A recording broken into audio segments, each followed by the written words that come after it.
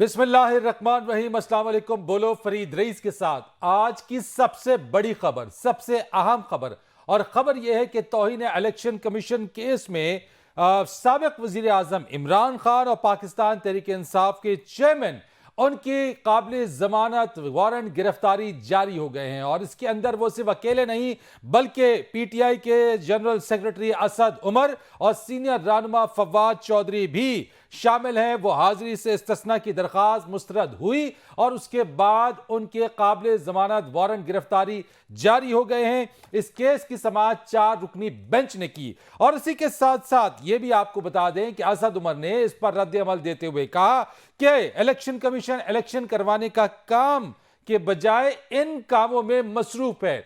जिस रद्द अमल का इजहार इनकी जानिब से किया गया, फवाद चौधरी ने दिया, इससे पहले पाकिस्तान तहरीक इंसाफ के चेयरमैन और साबिक वजीर आजम इमरान खान शायद बज़ाहिर ऐसा लगता है कि इसी खौफ में मुब्तला है कि उनकी नाअहली ना हो जाए, उनकी गिरफ्तारी ना हो जाए। और इसी बुनियाद के ऊपर गुज़िश्ता दिनों उन्होंने जो बयान दिया जिसमें उन्होंने एस्टैब्लिशमेंट के ऊपर जो पॉलिटिकल इंजीनियरिंग है उसका भी इल्जाम आयद किया। क्या कहा, सबसे पहले आपको यह दिखाते हैं।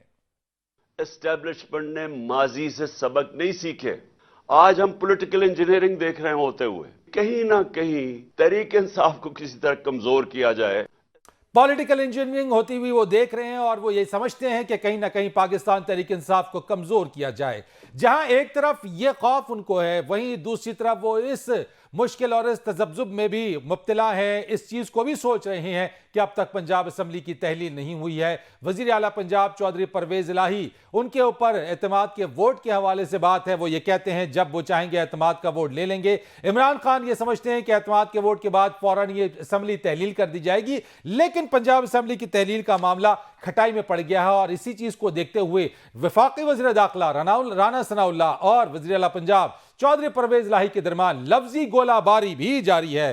राना सनाउल्लाह क्या समझते हैं एतमाद के वोट के बारे में और वो क्या कहते हैं, जरा पहले आपको ये दिखाते हैं। इनको एतमाद का वोट हर कीमत पे जो है वो लेना पड़ेगा, जो कि नंबर इनके पास नहीं है। एतमाद का वोट हर सूरत लेना पड़ेगा, जो कि नंबर इनके पास नहीं है। यह दावा है राना सनाउल्लाह का। और साथ ही राना सनाउल्लाह साहब यह भी कहते हैं कि 2 से 3 मार्च के अंदर ये जो पाकिस्तान तहरीक इंसाफ और उनकी आला क्यू लीग ने लूट मार का बाजार भी गर्म कर रखा है। इसके हवाले से भी आपको दिखाते हैं। इन्होंने इस तरह से लूटा है पिछले 2-3 माह में पंजाब को कि इस लूट मार की कोई मिसाल नहीं मिलती। और इस लूट मार में इमरानी टोला भी पूरी तरह से शामिल था और चौधरी परवेज इलाही और उसका बरखुरदार भी जो है वो शामिल था। जहां एक तरफ राना सनाउल्लाह ने यह इल्जाम आयद किया है, वहीं वजीर आला पंजाब चौधरी परवेज इलाही भी पीछे नहीं रहे और तुर्की बा तुर्की जवाब उन्होंने दिया। और वजीर आजम या शहबाज शरीफ और उनके बड़े भाई साबिक वजीर आजम या नवाज शरीफ के हवाले से उन्होंने क्या कहा, यह आपको दिखाते हैं। शहबाज शरीफ और नवाज शरीफ की वो है, ये शुरू से ही 2 नंबर हैं। हम इनके साथ 20 साल गुजारे हैं, कोई 1 नंबर काम करना ही नहीं, कसम खादी। जेनेवा कॉन्फ्रेंस के अंदर जहां पाकिस्तान के सलाह मुतासिरीन की इमदाद और बहाली के हवाले से हुकूमती वफ्द, आला सतही वफ्द वजीर आजम शहबाज शरीफ की सरबराही में गया हुआ है, इसको भी वजीर आला पंजाब परवेज इलाही ने तनकीद का निशाना बनाया। जिस बेहतरीन तरीके से मांगने जाता है शहबाज शरीफ, ये बहुत बड़ी मांगत हुकूमत बन गई है, बहुत बड़ी। इस सारी सूरत हाल के ऊपर आज हम बात करेंगे और इस पर जानने की कोशिश करेंगे। मेरे साथ बात करने के लिए मौजूद है पाकिस्तान तहरीक इंसाफ के सेनेटर एमआईयू मोहम्मद साहब, बहुत शुक्रिया आपका। अली परवेज मलिक, रुकन कौमी असम्बली मुस्लिम लीग नून और सीनियर तज्जियाकार मुजम्मिल सोहरवर्दी मेरे साथ मौजूद हैं। सेनेटर साहब, सबसे पहले आपसे पूछूंगा मैं कि मुझे बताइए कि एक बहुत बड़ी खबर है ये कि तौहीन इलेक्शन कमीशन केस में वारंट गिरफ्तारी जारी हो गए हैं इमरान खान साहब के। यही वो सवाल है और यही वो खतरा या खौफ जिसके बारे में बज़ाहिर लग ऐसा रहा है कि इमरान खान साहब को खाया जा रहा है, जिसका इजहार पीटीआई भी कर रही है कि उनको रोकने की कोशिश हो रही है। तो क्या ये जो केसेस जिनका सामना उनको करना पड़ रहा है, जिनमें वारंट गिरफ्तारी आज के केस में जारी हुए, क्या आप समझते हैं कि ये पॉलिटिकल इंजीनियरिंग है? बिस्मिल्लाहिर्रहमानिर्रहीम। देखिए, जो मेरा एक ज़ाती जो एक पॉइंट ऑफ व्यू है वो ये है कि इसमें तो कोई शक नहीं कि ये लोग पाकिस्तान तहरीक इंसाफ को फेस नहीं कर सकते। और उसके इन लोगों ने झलक देख ली है जुलाई में, और उसके बाद जो है जो पंजाब का और जो नेशनल जो इन्होंने अपनी तरफ से 9 ऐसी वो सीटें निकाली थी जिसमें इन्होंने कैलकुलेट करके बड़े कैलकुलेटेड लिहाज से कि यार इन सारी जगहों पे हमारे बहुत अच्छे बड़े नैरो मार्जिन से आ रहे थे और अगर सारे मिला के करें तो हम इनके पीटीआई से 2 गुना से ज़्यादा हमारे वोट्स हैं, लेकिन वहाँ पे ये लोग एक में 75% सीटें हारे हैं, दूसरे में ये लोग 80% सीटें हारे। इसके बावजूद कि हर एक इनके साथ था, यहाँ तक कि इवन जो बज़ाहिर नजर आ रहा था इलेक्शन कमीशन भी उनकी तरफ टिल्ट है। उसकी वजह यह है कि जो रावलपिंडी का जो इलेक्शन हुआ था पंजाब के उसमें 49 वोट से पीटीआई वाला हारा था और 1500 ऐसे वोट डिस्कार्ड हुए थे जिनके ऊपर जो कैंडिडेट थे उसने मोहर सही लगाया था, लेकिन इलेक्शन कमीशन ने 1500 वो मोहर ऐसे लगाए थे जो गलत जगह पे थे, उसकी वजह से वो हुआ था। तो सेनेटर साहब, मैं ये जानना चाहता हूं कि रद्द-ए-अमल क्या होगा कल को अगर इमरान खान साहब जो है वो गिरफ्तार हो जाते हैं, नाअहल हो जाते हैं, पार्टी का रद्द-ए-अमल क्या होगा, क्या करेंगे? सर देखिए, बात ही हो जाती है। आप मुझे एक बात बताएं, एक पार्टी का रद्द अमल या एक लीडर का रद्द अमल क्या हो सकता है कि अगर उसको ये समझ आए कि जो एक इदारा है वो बायस्ड नजर आ रहा है और बायस्ड डिसीजन ले रहा है। मतलब जहां पे सुप्रीम कोर्ट ने कोर्ट ने ये कहा था कि सारों के एक साथ केसेस उठाओ, सब करो, वहां वो एक का उठा रहा है, बाकियों के नहीं उठा रहा। जहां वो बाकी चीजों में वो डिले कर रहा है, वहां पे एक जगह पे जल्दी कर रहा है। तो आप जनरली देख रहे हैं कि उनका टिल्ट जो है ना वो एक तरफ है। अब उसका टिल्ट क्यों एक तरफ है? 2 वजूहत हो सकती है। या तो उनको एस्टैब्लिशमेंट का प्रेशर है और या एज यूजुअल उनकी कोई वीडियोस इन लोगों के पास है। इनके पास रसीदें नहीं है लेकिन 20-20 साल की वीडियोस, इन्होंने गंदी वीडियो जरूर रखी हुई है हर एक की, उस लिहाज से। और खुद कहते हैं कि हमारे पास जजों की है, हमारे पास इनकी है, हमारे पास उनकी है। खुद कहते हैं, मैं नहीं कहता, वो खुद कहते हैं। तो कोई ना कोई वजह है जिससे हमें बज़ाहिर ऐसे लग रहा है कि जो इदारा है वो बायस्ड नजर आता है, वो अनबायस्ड अनफॉर्चुनेटली नजर नहीं तो आ आपके ऊपर रहा। तो बहुत सारे केसेस हैं, इमरान खान साहब के ऊपर तोशाखाना का केस है, बहुत सारे केसेस आपके अगेंस्ट में खुले हुए। तो क्या तमाम केसेस के अंदर आप समझते हैं कि सबके पास वीडियोस या फिर कहीं से दबाव की वजह से वो केसेस का सामना आप जो कर रहे हैं या जो फैसला आएगा आपके खिलाफ फैसला आए तो वो बायस्ड है, आपके हक में आए तो वो ठीक है? नहीं सर, हमने ये नहीं कहा कि हमारे खिलाफ आए तो वो है। हम कह रहे हैं कि उनके उन जिस तरीके से वो चल रहे हैं वो हमें बायस नजर आ रहा है। रही बात तोशा खाना की, तो जब तोशा खाना का केस लाहौर हाई कोर्ट वालों ने उठाया तो उन्होंने कहा कि जी सारे 1948 के बाद से जितना भी कर लो वो निकाल लो। तो मुझे ये पता है पाकिस्तान मुस्लिम लीग नून और पीपल्स पार्टी वाले वहां से वापस क्यों हट गए। देखिए, बात यह है कि जो तोशा खाने में जो चीजें आती हैं ना, सिवाय कार के सारी चीजें at the end of the auction होती हैं। वो ऑक्शन में पहला ऑप्शन जिस शख्स को बतौर जो भी उसकी पोजीशन है उस पोजीशन के लिहाज से जो मिले उसको फर्स्ट ऑप्शन होता है। ठीक है, मैं सेनेटर साहब आपकी इसी बात को आगे लेके चलता हूं। जरा अली परवेज मलिक साहब से मैं पूछ लेता हूं, क्योंकि आप ये समझते हैं, बाज़ाहिर ऐसा लगता है आप लोगों को कि इलेक्शन कमीशन जो है वो बायस्ड है। अली परवेज मलिक साहब, जो केसेस इमरान खान साहब के ऊपर हैं, जो इस वक्त आज का जो सबसे बड़ा फैसला है तौहीन इलेक्शन कमीशन केस का, जिसके ऊपर उनके वारंट गिरफ्तारी जो है वो जारी हुए हैं, आप क्या वो जो खदशे का जाहिर कर रहे हैं वो बार बार बता रहे हैं कि जनाब पॉलिटिकल इंजीनियरिंग हो रही है, पीटीआई का रास्ता रोकने की कोशिश हो रही है, तो क्या आपकी हुकूमत इस तरह की कोई कोशिश कर रही है कि इस तरह से इमरान खान को नॉकआउट किया जाए और खाली मैदान में फिर आगे चला जाए?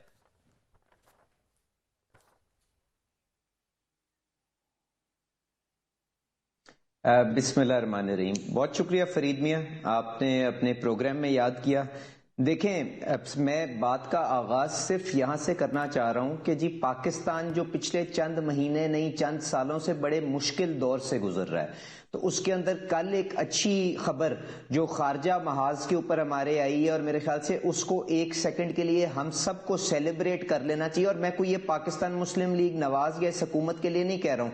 अगर ये जो खारजा महाज के ऊपर हमें कामयाबी हुई है और दुनिया फोर्थ कमिंग है और आगे बढ़ के हमारे सलाबजदगान के लिए मदद करने के लिए अपना किरदार अदा करना चाहती है, तो एक सेकंड के लिए हमें इस चीज को एक्नॉलेज कर लेना चाहिए और उम्मीद करनी चाहिए और दुआ करनी चाहिए कि हम सब मिलके जो हमारी अव्वलीन जिम्मेदारी है, पहले जो हमारे भाई आज सर्दी के अंदर यहाँ पे बेयारो मददगार सड़कों पे पड़े हैं, उनकी बहाली के लिए अगर हम अपना कोई किरदार अदा कर सकते हैं तो उसको एक सेकंड के लिए एक्नॉलेज कर लेना चाहिए।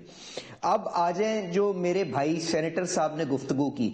देखें, हमारा इस चीज के अलावा कि कानून का सिर्फ और सिर्फ सिर्फ एक मयार होना चाहिए हमारा, और कोई किसी भी इदारे के साथ कोई और तकाजा नहीं है। अब इन्होंने चंद बातें की और उसके अंदर इलेक्शन कमीशन को भी, क्योंकि वो इनकी बमबारी का बड़ी देर से सामना कर रहे हैं, तो उनके ऊपर एक दफा फिर इल्जामात लगाए। तो मैं कोशिश करता हूं एक एक करके इन मामलात को एड्रेस कर दूं। और ये जो असद उमर साहब ने आज बात की है कि जी इलेक्शन कमीशन को इस वक्त इलेक्शन करवाने के अलावा इस किस्म की साजिशों के ऊपर उसने ध्यान दिया हुआ है, तो मैं निहायत ही आजी से उनसे गुजारिश करूंगा, मुझे ये बता दें इलेक्शन कमीशन ने कहां पे इलेक्शन करवाना है, क्योंकि जहां तक हमारा दस्तूर है उसके अंदर हुकूमत वक्त की ये मर्जी होती है कि उसने वो तो इल्जाम आयद कर देंगे। वो तो पहले से बात कहते चले आ रहे हैं कि पॉलिटिकल इंजीनियरिंग हो रही है। उन्होंने तो माइंड मेकअप कर दिया, उन्होंने बयानिया बना दिया कि अगर उनके खिलाफ कोई फैसला आता है, अगर वो नाअहल होते हैं तो ये पॉलिटिकल इंजीनियरिंग होगी। तो इल्जाम तो सारा इदारों के ऊपर जाएगा, आपकी हुकूमत के ऊपर जाएगा कि हुकूमत नहीं चाहती है। सर मैं उसके ऊपर आ रहा था, पर क्योंकि माशाल्लाह ये जिस ऊंचे घोड़े के ऊपर बैठे हुए हैं ना, उससे इनको नीचे उतारना बड़ा जरूरी है। तो मैं इनसे गुजारिश कर रहा था कि अगर इतने मकबूल थे तो जब हुकूमत में थे तो हमारा आइन जो है हुकूमत वक्त को ये इख्तियार देता है ना कि वो असेंबलियां तहलील करके इलेक्शन के अंदर ले जाए, तो उसको क्यों नहीं लेके गए? जब वोट ऑफ नो कॉन्फिडेंस कामयाब हो रहा था और इनको नजर आ रहा था तो इन्होंने ये सैबोटाज करने की कोशिश की। तो आज तो शहबाज शरीफ साहब का इख्तियार है, जब वो तय करेंगे हम इंशाल्लाह इनका भरपूर मुकाबला कर लेंगे। तो आज इलेक्शन कमीशन को अपनी आईनी जिम्मेदारी और जो जो मामलात उसके सामने आते हैं उनके ऊपर ध्यान देना है। इलेक्शन के लिए तो आज कोई सीट खाली नहीं है जिसके ऊपर वो इलेक्शन करवा सके, पहली चीज। अब इन्होंने 3-4 बातें की, जो इल्जामात की तरफ आपने इशारा किया। इन्होंने कहा कि जी उनका टिल्ट नजर आता है हुकूमती इत्तेहाद है हुआ। क्या इनको अगर उन्होंने हरवाना होता इलेक्शन कमीशन ने और सारी की सारी रियासती मशीनरी और ये जो साबका चीफ ऑफ आर्मी स्टाफ के ऊपर इल्जाम लगवाते हैं, तो इनका ख्याल है ये इलेक्शन जीत सकते थे? अगर ये इस किस्म की इन्होंने इल्जामात ही लगाने। उसके बाद तोशा खाना की बात की या फॉरेन फंडिंग केस की बात की, तो तोशा खाना के अंदर मामला क्या है? वो जो तोहफे हैं जिनको इन्होंने लिया है वो तो एक अलहदा मामला है, पर जो डिस्क्लोजर नहीं इन्होंने किया, जो अपने जो स्टेटमेंट जमा करवाई है, गोशवारे जमा करवाए हैं, हम तो उसके ऊपर इनकी बात कर रहे थे और ये उसकी बिना के ऊपर। लेकिन मेरा पॉइंट वही है कि कल को इमरान खान गिरफ्तार या नाअहल होते हैं तो उसका सामना कैसे किया जाएगा, क्योंकि नैरेटिव वो बिल्ड कर रहे हैं। मुजम्मिल साहब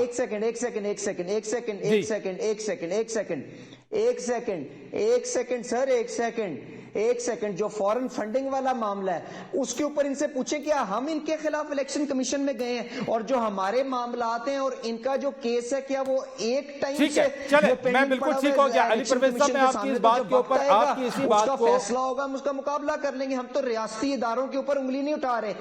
अब जो आपने बात की कि जी इमरान खान साहब को अगर डिस्क्वालीफाई किया जाता है, तो मेरी एक बात याद रखिएगा फरीद साहब, कोई भी शख्सियत कितनी मकबूल या गैर मकबूल क्यों ना हो, रियासत से बड़ी नहीं हो सकती, हमारे दस्तूर से बड़ी नहीं हो सकती। अगर किसी ने कुछ गलत किया है तो उसको जवाब देना पड़ेगा। लेकिन ये इल्जाम इस चीज के ऊपर मैं इसी पे तज्जिया लूंगा। मुजम्मिल सोहरवर्दी साहब, आपसे मुझे एक छोटी सी ब्रेक लेनी है सर, मुझे इजाजत दीजिएगा, मैं उसके बाद आता हूं तो आपसे मुकम्मल इसके ऊपर तज्जिया लेता हूं। जो बात इस वक्त सेनेटर साहब ने और एमएनए साहब ने ये बात की, इसके ऊपर बात करेंगे एक ब्रेक के बाद।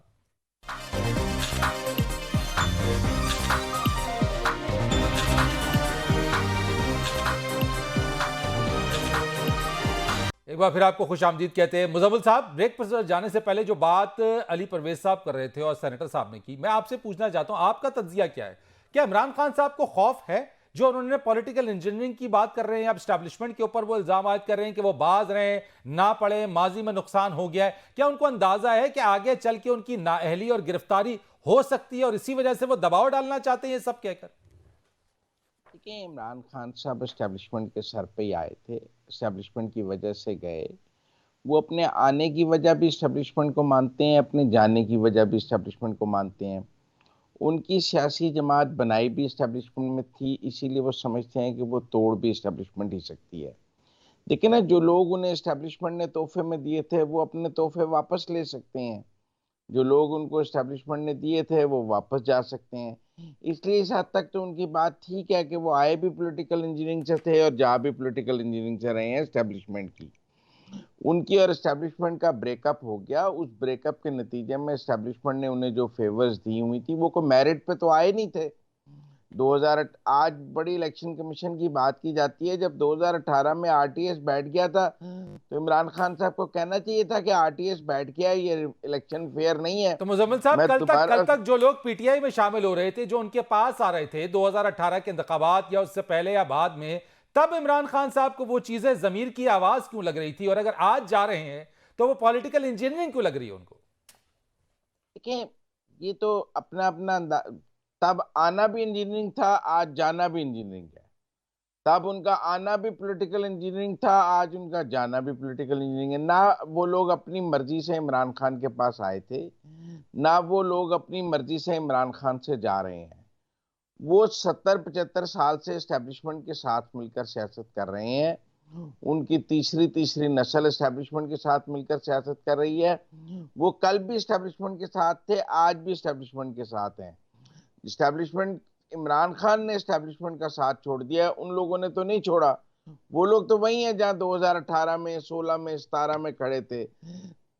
इसीलिए वो कहते हैं ना कि आप हर किस्म के टर्न कोर्ट्स के खिलाफ हैं, तो फिर जो एस्टेब्लिशमेंट के टर्न कोर्ट्स हैं उनके भी खिलाफ हूं। बाकी इमरान खान साहब जो है वो नैरेटिव अच्छा बिल्ड करते हैं। अभी उन्होंने कहा कि जो ऑक्शन होती हैं चीजें, पहला राइट है उसको लेने का जो जिसको मिली हो। अगर ऑक्शन हो, अगर आपने 20% पे ली हो तो फिर आप सिर्फ रिटेन रख सकते हैं, आप आगे बेच नहीं सकते। ये कारोबार नहीं है कि आप एक महंगी चीज 20% पे खरीद के आगे बेच लेंगे। फिर इससे अच्छा तो कारोबार ही कोई नहीं है कि करोड़ रुपए की चीज आपको 20 लाख में मिलेगी, आप करोड़ रुपए में बेच लेंगे। एक वजीर आजम ये कारोबार ही शुरू कर दे, वो तोहफे लेता जाए 20% पे और बेचता जाए। इसीलिए उसमें लफ्ज रिटेन लिखा है अगर आपने 20% पे लेना है। हाँ, अगर इमरान खान साहब उनकी ऑक्शन करा देते, ठीक है, और उन्हें मार्केट रेट पर खरीद लेते जो उनकी मार्केट वैल्यू है, फिर वो उनके साथ जो चले, मर्जी ये तो करते आगे हैं। आने वाले दिनों में तोशाखाना केस के मामले पे ऊपर होगा, आपका तज्जिया मैंने इस पे लिया। लेकिन मुझे ये भी जरा बता दीजिएगा, आपसे पॉइंट लेते हुए मैं सेनेटर साहब की तरफ जाऊंगा कि पंजाब में क्या चल रहा है, पंजाब में क्या गेम ऑन है, जहां एक तरफ चौधरी परवेज इलाही एतमाद के वोट के हवाले से कहते हैं जब मैं चाहूंगा ले लूंगा, खान साहब ये समझते हैं और चाहते हैं कि जल्द अज जल्द असेंबली तहलील हो, सलमान शहबाज की मुलाकातें हो रही है जहांगीर तरीन साहब से, तो ये हो क्या रहा है? नहीं, इमरान खान अपनी पीटीआई के 179 वोट्स पूरे कर दें तो कल ले लें परवेज इलाही एतमाद का वोट। मतलब वोट तो इमरान खान की जमात के पूरे नहीं है ना। परवेज इलाही ने तो 2 दफा अपने वोट 10 वोट पूरे कर दिए हैं, उनके तो 10 वोट ही है ना। 186 में 170, 189 में 179 तो पीटीआई के हैं। चले गए, अब वो कहते हैं हमारे पास 187 है, उसमें भी 177 पीटीआई के हैं। अगर ऐवान में पीटीआई के 177 अरकान पूरे नहीं है तो ये परवेज इलाही का क्या कसूर है? शॉर्टेज तो पीटीआई के एंड पे है ना, कि वो अभी तक उन्होंने 26 नवंबर को पंजाब असेंबली की असेंबली तोड़ने की कोशिश की, वो आज तक अपनी पूरी पार्लिमानी पार्टी का इजलास नहीं कर सके। ठीक है, यानी आप ये कह रहे हैं कि कसूर पीटीआई का है, तो नहीं कर सके तो कैसे ले लें परवेज राइट? इलाही एतमाद चले का सेनेटर वोट? साहब, आप मुझे बताइए सर कि यही माजरा है, वाकई यही है? क्लेम तो ये हो रहा है कि आपके पास नंबर्स पूरे हैं, लेकिन इतला तो यही है नंबर्स पूरे नहीं है, और वो भी पीटीआई की तरफ से नंबर्स पूरे नहीं है। तो कब ले रहे हैं चौधरी परवेज इलाही एतमाद का वोट, और असेंबली तहलील होगी भी या नहीं होगी? मैं एक सवाल पूछना चाहता हूँ, मुजम्मिल साहब, इज ही रिप्रेजेंटिंग क्या कह सकते हैं, पीपल्स पार्टी पीएमएलएन, या कोई ऐसे कर रहे हैं, या ये चलिए, तो तजिया एनालिस्ट है, ये तो अच्छा, एनालिस्ट है सेनेटर साहब, एनालिस्ट है, अपना है, अपनी राय है उनकी। नहीं, ठीक है, ठीक है। मैं इसलिए कह रहा हूँ कि जब आप उनसे पूछ रहे थे कि पीएमएलएन इनके साथ ये कर जो रही है, इख्तलाफ तो करे सर, वो पीडीएम इत्तेहाद का हिस्सा है। आप एक मिनट ठहर जाएं। Just allow me to say what I have to say, because I have been listening to what you have been saying, ठीक है? एंड आई हैव बीन, साहब आप बिल्कुल कहिए, एनालिसिस है, एक तज्जिया है, आप उस पर जवाब दें मुझे। मैं आपसे जो सवाल पूछ रहा हूं मुझे वो जवाब दीजिए। सर एक मिनट है जो ना, जब आप सवाल पूछते हैं कि पीएमएलएन ने ये इनके साथ ये कर रहे, जवाब मिल रहा है नहीं, पीटीआई के साथ ये हो रहा है, तो मैं इसलिए जानना चाहता था कि मुझे लग रहा था कि ये तजिया निगार से ज्यादा एक पॉलिटिकल पार्टी के साथ एफिलिएशन है, लेकिन that's his right, he can say that thing. I just wanted to clear myself कि क्या हो रहा है, ठीक है? अब मैं आपको एक बात बताता हूँ। आपने शुरू में कहा था कि इमरान खान को कोई डर लगा हुआ है। देखिए, 2 चीजें होती हैं, एक होती है डर जिसको हम कहते हैं फियर, एक चीज होती है डेंजर जिसे कहते हैं उर्दू में खतरा। डर और खतरे में बड़ा फर्क है। Fear is based on unreal things, danger is based on real things. Imran Khan को फियर नहीं है, लेकिन देयर इज अ डेंजर कि ये एस्टैब्लिशमेंट और ये सारे मिल के, because they can not, already in लोगों को मात दे चुके। ये लोग कहते हैं कि अगर एस्टैब्लिशमेंट में हराना होता तो हरा देते। एस्टैब्लिशमेंट ने इनके साथ मिलके पूरी हराने की कोशिश की है, लेकिन ताकत अवाम के पास है, इसलिए अवाम ने जिताया है। फिर आपने एक सवाल किया था, ठीक है, हम लोगों ने बात किया था कि ये सारी चीजें जो हैं ये पॉलिटिकल इंजीनियरिंग हो रही है नहीं हो रही है। मान लेता हूं एक हद तक। आप अभी ये जो कह रहे थे ना, मैं इसलिए कह रहा हूं कि मुजम्मिल साहब जब कह रहे थे ना कि पीटीआई को एस्टैब्लिशमेंट बनाया था, सॉरी सर, पीटीआई को एस्टैब्लिशमेंट ने नहीं बनाया था। पीटीआई जब एक मकबूलियत जो 2011 के इलेक्शन के वो जलसे के बाद जब पीटीआई ने, जिसको पहले सारे लोग टांगा पार्टी कहते थे कि कुछ नहीं होते थे, जब उसने बता दिया कि उसकी बेस स्ट्रांग है और अब तो सारी बातें खुलकर सामने आ गई हैं हुमायूं साहब, सारी बातें खुलकर सामने आ गई। किस तरह से आप लोगों के ऊपर अनप्रेसिडेंटेड सपोर्ट थी 2018 के इलेक्शन में, किस तरीके से आप लोगों को सपोर्ट किया गया, सारी चीजें थी आपकी और बाजवा साहब के दरमियान। जो सपोर्ट थी, एस्टैब्लिशमेंट की जो सपोर्ट थी, वो तो अब ढकी छुपी है ही नहीं, वो तो सबके सामने है। सर मैं आपको बता देता हूं, मैं आपको एक और चीज बता देता हूं, जरा सब्र कर ले। जब आप कहते हैं ना कि ये वो हुआ था और ये आरटीएस वगैरह बैठ गया था, आप अगर उस दिन की शाम को जिस वक्त आरटीएस बैठा था, आप थोड़ा सा एनालाइज कर ले, वहां पे जो बड़े नाम थे पाकिस्तान मुस्लिम लीग नून के, जैसे ख्वाजा आसिफ हो गए, जैसे राना सनाउल्लाह हो गए, ये वो लोग थे जो बहुत स्टालवर्ट थे। ये हार रहे थे जब आरटीएस बैठा था, तो ये हार रहे थे। जब आरटीएस वापस किसी तरीके से उठा तो ये सारे जीत गए थे। सेनेटर साहब, प्राइम मिनिस्टर इमरान खान बने थे, ख्वाजा आसिफ नहीं बने थे, राना सनाउल्लाह नहीं बने थे, हुकूमत पाकिस्तान तहरीक इंसाफ की बनी थी, पाकिस्तान मुस्लिम लीग नून की नहीं बनी थी। सर जी आप सब्र कर लो ना। पीटीआई की जो सिंपल मेजॉरिटी आ रही थी उसको रोक दिया गया था। That is my point. उनको जो बैलेंस ऑफ पावर था वो एस्टैब्लिशमेंट ने अपने हाथ में रख लिया था। एंड नंबर 2, पीटीआई ने कभी किसी को छोड़ देते। सेनेटर साहब, क्यों ली इमरान खान साहब ने हुकूमत? कमजोर हुकूमत क्यों ली? छोड़ देते। मैं समझता हूं, मैं बिल्कुल समझता हूं गलत किया था।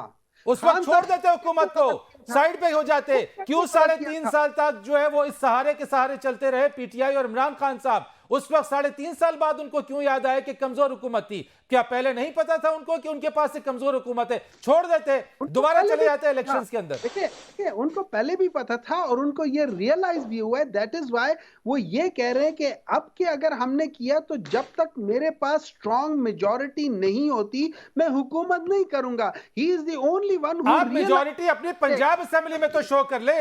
आप पंजाब असेंबली के अंदर तो आपके prime minister vote of confidence ले नहीं ले। सीएम आपके परवेज इलाही क्यों नहीं ले रहे आपके वोट ऑफ कॉन्फिडेंस? आप दिलवाए ना उन्होंने वोट ऑफ कॉन्फिडेंस। इस तरह है जब आप लोग पॉलिटिकल इंजीनियरिंग कर रहे होते हो ना, जब आप लोग तोड़ रहे होते हो, किसी को आप डरा रहे होते हो, किसी को आप बाप वालों को कहते हो इनसे मिल जाओ, एमक्यूएम को कहते हो आपस में मिल जाओ, फलाने को कहते हो ये कर लो, और ये सारी चीजें हो रही होती है। ऊपर से जब आपके सेनेटर साहब मुझे एक चीज का जवाब दीजिए। I am really sorry to say but I have to interrupt you over there. आपने कहा अगर ये भी मिल जाए, जिस वक्त पाकिस्तान तहरीक इंसाफ को लोग ज्वाइन कर रहे थे पार्टीज को छोड़ के, वो क्या था? वो जमीर की आवाज पर लब्बैक थी या पॉलिटिकल इंजीनियरिंग थी? मुझे ये बता दें इस वक्त। मैं आपको एक बात बता देता हूं। देखिए, जिन लोगों ने पीटीआई को ज्वाइन किया था, अगर उनमें से कोई उस वक्त किसी पार्टी का मेंबर, सिटिंग मेंबर था या कुछ था, उसने अपनी पार्टी से रिजाइन दिया था, रिजाइन देने के बाद उसने पीटीआई ज्वाइन किया, that is the right way of doing it. इस वक्त ये लोग जो कर रहे हैं ये उनको रिजाइन नहीं करवा रहे। ये इस वक्त जो हो रहा है इसको आप हॉर्स ट्रेडिंग कहते हैं। अच्छा, हॉर्स ट्रेडिंग हो रही है। अली परवेज साहब आप बड़े मुस्कुरा रहे हैं, ये हॉर्स ट्रेडिंग आप कर रहे हैं? ये कह रहे हैं जनाब हॉर्स ट्रेडिंग हो रही है सारी की सारी। क्या हो रहा है सर? पंजाब में किस तरह का गेम चल रहा है?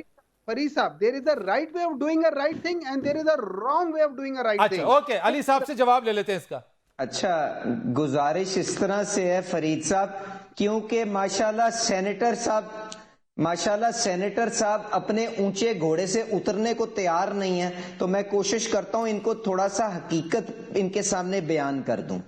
गुजारिश ये है कि इसमें तो कोई बहस ही नहीं है कि सारी की सारी ताकत का जो मंबा है वो अवाम के अंदर से आता है, इसमें तो कोई बहस ही नहीं है।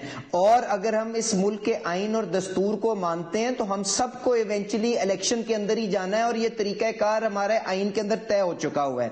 गुजारिश ये है कि ये सेनेटर साहब जो इतने मासूमियत से आज इमरान खान साहब की मकबूलियत की बात कर रहे हैं, तो इनको शायद ये मालूम नहीं है कि जिस किस्म की मईशत और जिस किस्म का ये मुल्क छोड़ के गए थे, उसके बाद इस मखलूत हुकूमत को किस किस्म के मुश्किल फैसले करने पड़े हैं, जिससे इनका सियासी सरमाया जो है उसको नुकसान पहुंचा है। इसके साथ साथ जो इनकम्बेंसी होते हैं, जो हुकूमत में होने के जो अपने मसाइल होते हैं, शायद ये वो भूल गए हैं कि ये जो दर्जन से ज्यादा ज़िमनी इलेक्शन इनकी अपनी हुकूमत के तहत हुए थे, वो शर्मिंदगी से ये हारे थे। और अगर इनको वो आखिरी इलेक्शन जो फैसल वावडा साहब की सीट के ऊपर कराची में हुआ था, अगर मैं इनकी याद दहानी उसके ऊपर करवा दूं, तो इनका उम्मीदवार 6 नंबर पे आया था और इतनी मकबूल जमात हो चुकी हुई थी कि ये जाके पोलिंग स्टेशन इनका वो पठान जो कैंडिडेट था वो विजिट नहीं कर सका था। लोगों की इस हद तक नफरत थी। तो आज अगर इससे इत्तेहाद ने अपना जो सियासी सरमाया इस्तेमाल किया है, रियासत को जो खतरात उसके सर पे मंडला रहे थे इमरान खान साहब की नाकस कारकर्दगी की वजह से, उसके सामने बंद बांधने की कोशिश कर रही है। तो आज हमारा ये हाथ मरोड़ के लोगों को लान करके ब्लैकमेल करके रियासती अदारों को तड़ियां लगा के अगर ये चाहते हैं कि ये हमें ब्लैकमेल। अली परवेज मलिक साहब, आपसे इस पर मजीद बात करेंगे। एक ब्रेक लेते हैं, ब्रेक के बाद आएंगे, इस पर गुफ्तगू के सिलसिले को मजीद आगे बढ़ाएंगे।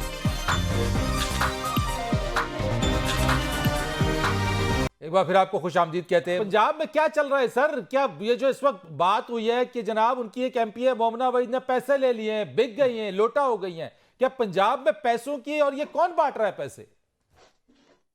हुकूमत तो पीटीआई की है, पैसे तो पीटीआई के पास होंगे, चौधरी परवेज इलाही के पास फंड हैं सारे, हुकूमत उनकी है। उनके लोग अगर असेंबली नहीं तोड़ना चाहते, या वो एक तो मुझे समझ नहीं आती, ये हमेशा लोटे पीपल पीटीआई में से ही क्यों निकलते हैं?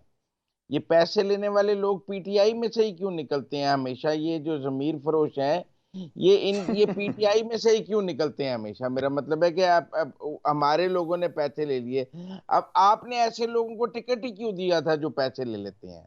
ये क्या सिलेक्शन है आपकी कि आपके जब भी आपके लोग आपसे इख्तलाफ करते हैं, आप कहते हैं उन्होंने पैसे ले लिए, आपने इतने लेकिन सर मैं बताऊं मुजम्मिल साहब, हमने भी अपने प्रोग्राम में मोमना वहीद से बात की थी, उन्होंने कहा जनाब उनको एतमाद नहीं है।